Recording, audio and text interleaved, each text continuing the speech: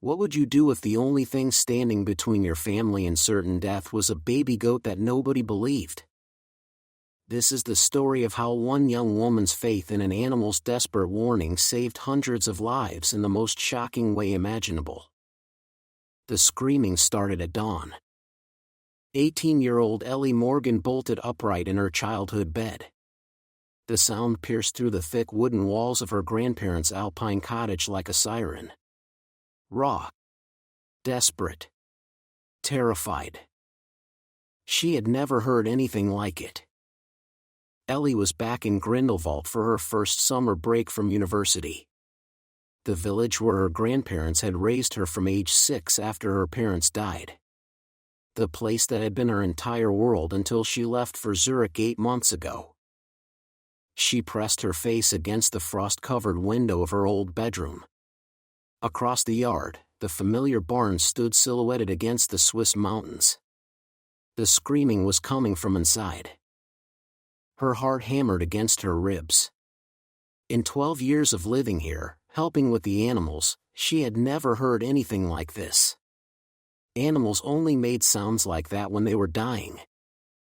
She threw on her boots and raced through the snow toward the barn. Each step crunched under her feet. Each breath formed clouds in the freezing air. The screaming grew louder. More frantic. More human. Ellie's hands shook as she lifted the heavy wooden latch. The barn door creaked open. The familiar smell of hay and warm animals should have comforted her. Instead, her stomach twisted with dread. 7 adult goats huddled together in the far corner. Their eyes were wide with fear. They pressed against the wall like they were trying to escape from something invisible. In the center of the barn stood Buttons, the smallest baby goat on the farm. Barely 3 months old. His white fur trembled. His tiny hooves stamped frantically against the wooden floor. His mouth opened wide. The screaming poured out. Not bleeding. Not crying. Screaming like a child in mortal terror. "Buttons, what is wrong?" Ellie whispered, taking a step forward. The baby goat spun toward her. His dark eyes locked onto hers. For a moment, the screaming stopped. In that silence, Ellie felt something that made her blood turn to ice. This was the goat she had bottle-fed as a child. The animal she had watched grow from birth 3 months ago during her Easter visit. Buttons knew her. Trusted her completely. And now he was trying to tell her something. Something urgent. Something desperate. Something that could not wait. Then he did something that changed everything. He charged toward her. Ellie stumbled backward as Buttons crashed into her legs. His tiny teeth grabbed her pajama pants. He pulled with shocking strength, dragging her toward the back corner of the barn. Toward the darkness where the other goats refused to go. "Stop it, Buttons." Ellie tried to pull away. "You are hurting me." But the baby goat would not let go. His screaming resumed. Louder now. More desperate. Like he was running out of time to communicate something vital. Ellie felt tears sting her eyes. This was not the gentle, playful animal she loved. This was a creature possessed by pure terror. Fighting for survival. Fighting to save someone. Against every instinct telling her to run, Ellie let Buttons drag her deeper into the barn. Toward whatever had terrified the other animals. Toward whatever was causing this nightmare. This barn held so many childhood memories. Summer mornings helping her grandfather milk the goats. Winter afternoons hiding in the hayloft reading books. The place where she had learned to love animals, to understand their silent language. Now something had turned her sanctuary into a place of terror. The wooden floorboards groaned under their feet. Dust particles danced in the pale morning light. The smell of hay grew thicker. But underneath it, something else. Something wrong. Ellie's nose began to burn. Her eyes watered. A sharp, chemical smell filled her nostrils. Sweet and bitter at the same time. The smell grew stronger with each step toward the back wall. Buttons stopped screaming. He released her pajamas and sat perfectly still. His entire body pointed toward a crack in the barn floor near the old stone foundation. The crack was small. Barely visible. But the smell poured from it like invisible poison. Ellie knelt down and pressed her nose closer to the crack. The chemical smell hit her like a physical blow. She jerked backward, gasping. Her lungs burned. Her head spun. "Grandfather!" She screamed, running toward the barn door. "Something is very wrong. Come quickly." But as she reached the entrance, she heard footsteps behind her. Heavy boots on wooden floors. Ellie spun around, expecting to see her grandfather. The barn was empty. The other goats had vanished. Only Buttons remained, still sitting by the crack in the floor. Still staring at her with those dark, intelligent eyes. Eyes that seemed to say, "You know what this is. You know what it means." But Ellie did not know. She understood animals and mountains. She did not understand the smell of death creeping through cracks in barn floors. The footsteps came again. Closer now. "Hello?" Ellie called out. "Grandfather, is that you?" Silence. Then Buttons resumed his screaming. Louder than before. More urgent. Like he was trying to warn her about something approaching. Something dangerous. Ellie backed toward the barn door, her eyes scanning the shadows. The footsteps had stopped, but she could feel a presence. Watching. Waiting. "Ellie? What is all this noise?" Her grandfather's voice flooded her with relief.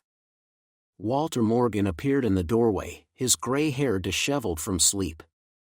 His weathered face showed concern and confusion. "Grandfather, something is wrong with Buttons," Ellie said, grabbing his arm. "He has been screaming all morning. And there is a terrible smell by the back wall." Walter stepped into the barn. The moment the chemical odor hit him, his expression changed completely. 60 years of farming had taught him to recognize danger. His face went pale. His hands began to shake. "Mein Gott," he whispered in German. "Gas." The word hung in the air like a death sentence. Walter grabbed Ellie's hand and pulled her toward the door. "We leave. Now. Do not run. Do not make any sudden movements." "What about Buttons?" Walter looked back at the baby goat, still sitting by the crack in the floor. Still pointing toward the source of the smell with his entire body. "He comes too. But very carefully." They coaxed Buttons away from the back wall. The baby goat followed reluctantly, looking over his shoulder like he was abandoning something important. Outside in the cold morning air, Walter pulled out his phone with trembling fingers. "Klaus, this is Walter Morgan. I need the fire brigade at my farm immediately." "What is the emergency?" Walter looked at the barn. At Buttons, now calm and grazing peacefully. At Ellie, who had trusted an animal's warning when logic said she should not. "Gas leak.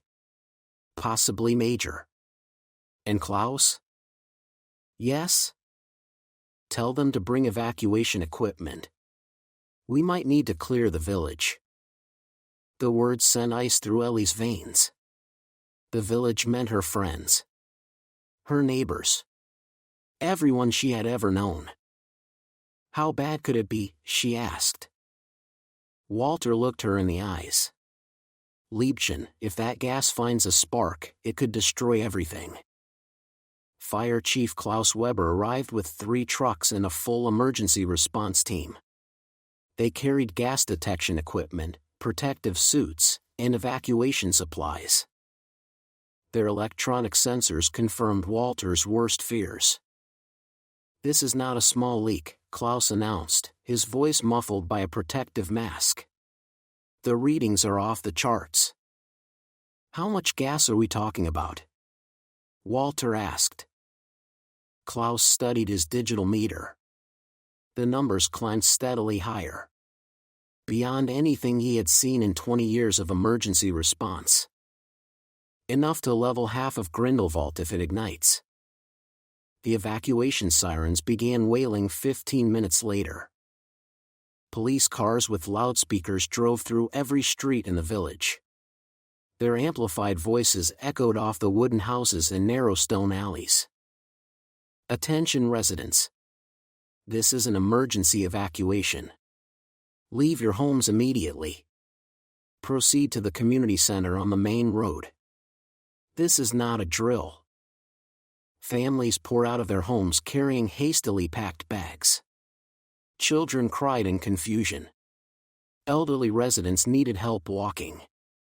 The entire village looked like a scene from a disaster movie. But they were alive. For now. The gas detection team worked frantically to locate the exact source of the leak. Their sophisticated equipment led them directly back to Walter's barn. Specifically, to the crack in the floor where buttons had been pointing all morning. What they found underground made everyone step back in horror. The main gas line had not just cracked. It had split completely open. A massive rupture in the pipe that fed heating gas to half the village. Gas had been pouring into the soil for hours. Building pressure underground. Seeping through every crack and crevice in the earth. Creating a bomb waiting for ignition. "How long has this been leaking?" the village mayor asked Klaus. Klaus consulted his instruments. "Based on soil saturation levels and gas concentration, I estimate 12 to 15 hours. 12 hours. Ellie looked at Buttons, now grazing calmly in the pasture with the other goats. That is exactly when he started screaming. Before we continue, don't forget to like the video and subscribe, it really helps the channel grow. The gas company emergency team arrived from Bern with specialized equipment to seal the rupture. But first, they needed to understand how such a catastrophic failure had occurred. "This pipe was installed 3 weeks ago," the lead engineer explained. "German engineering. Military-grade materials. It should not have failed for decades." They excavated carefully around the damaged section. Every shovel of earth revealed more disturbing evidence. The pipe had not failed due to defective materials or poor installation. It had been systematically destroyed. "Look at these marks," the engineer said, pointing to deep scratches covering the metal surface. "Something has been clawing at this pipe repeatedly. 4 weeks. Fresh claw marks. Deep gouges. Methodical damage that had gradually weakened the pipe until it could no longer contain the pressurized gas inside." "What kind of animal could do this?" Klaus asked. Walter studied the claw patterns. His face grew grim. "Badgers. We have had problems with them digging under barn foundations. But I have never seen damage this extensive."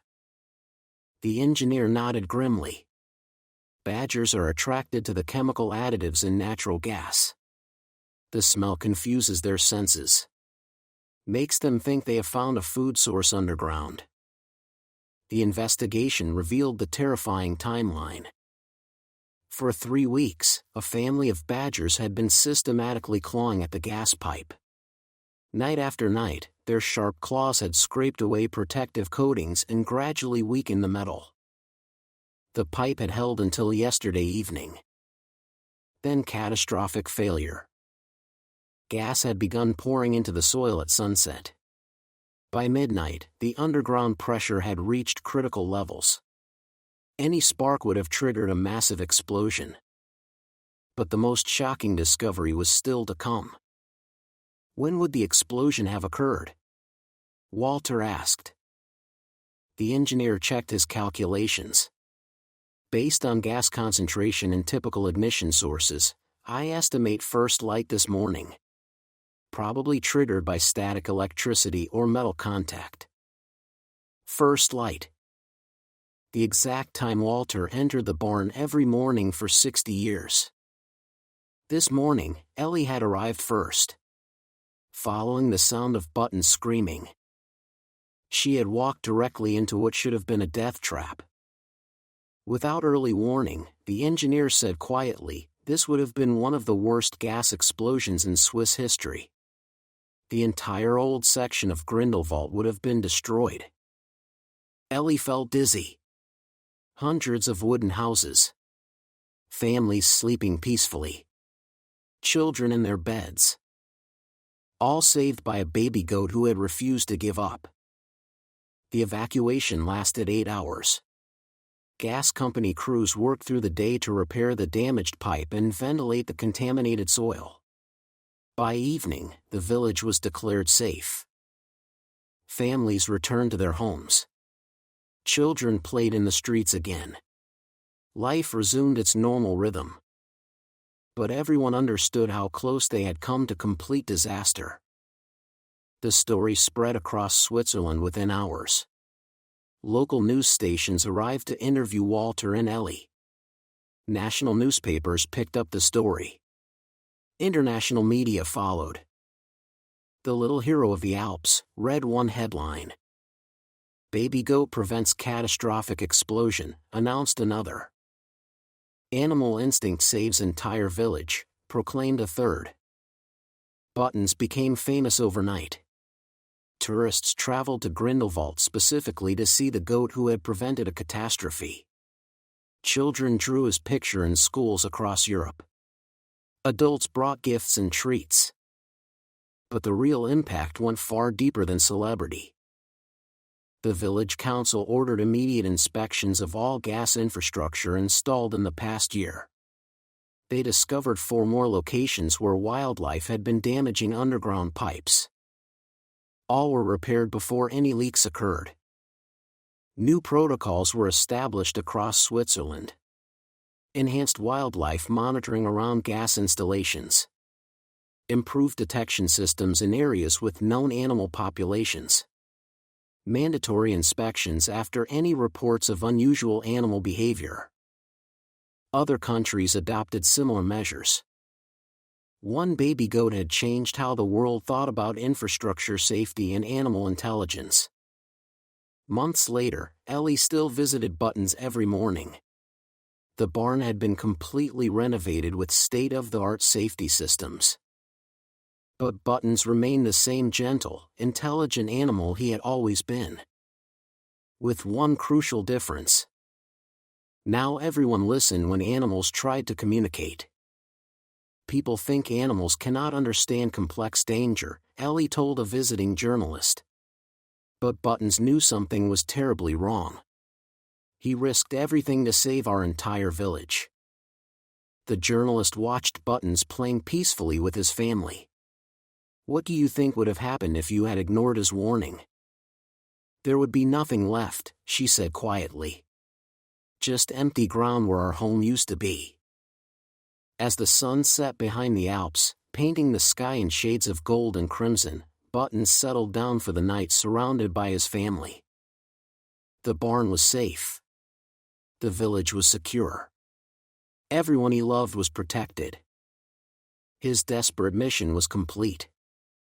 Sometimes the smallest voices carry the most important messages, and sometimes love is the only language that truly matters. Thank you for watching. If you like the story, please don't forget to like and subscribe. It helps our channel grow and allows us to create more heartwarming stories.